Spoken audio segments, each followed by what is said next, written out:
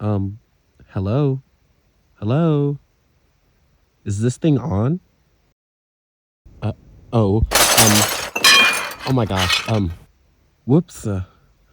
Anyways, my name is Izzy Smith, and I know what you're wondering. What kind of question could this African American gay man want to ask about the entire population of Lubbock, Texas?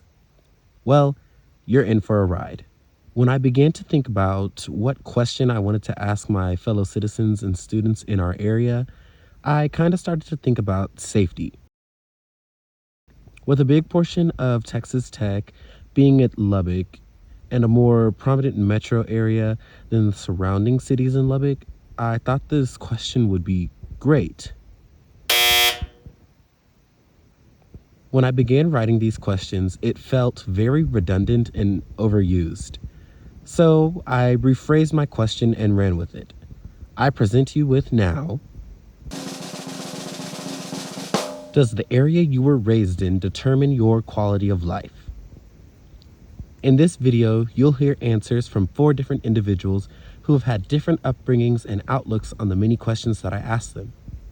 Without any further ado, let's get into the video.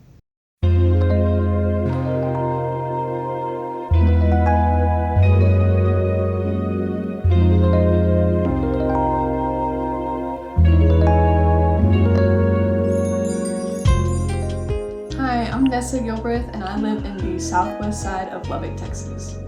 Hi, I'm Anitra Buckley. I'm a nurse practitioner. Hi, I'm Hermione Hernandez.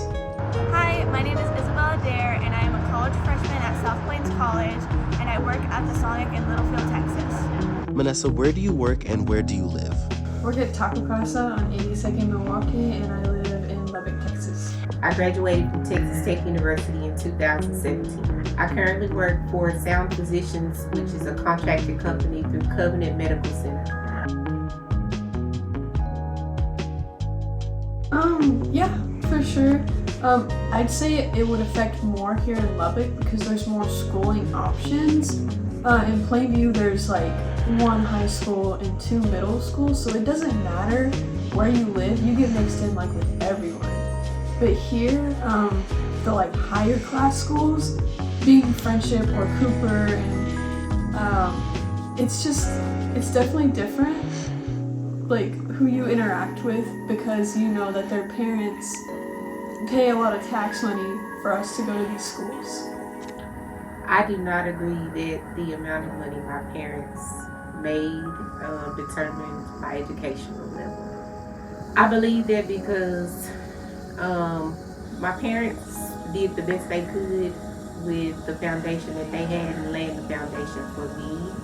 I felt like ultimately it was up to me to continue to reach the goals that I wanted to obtain. But yes, they worked hard their entire lives to get me to where I needed to be, or to lay the foundation for where I needed to be.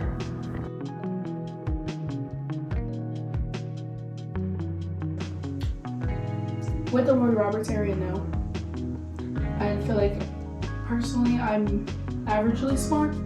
I'm not exceedingly smart, and so because I wasn't exceedingly smart, I was set up for failure in that general area.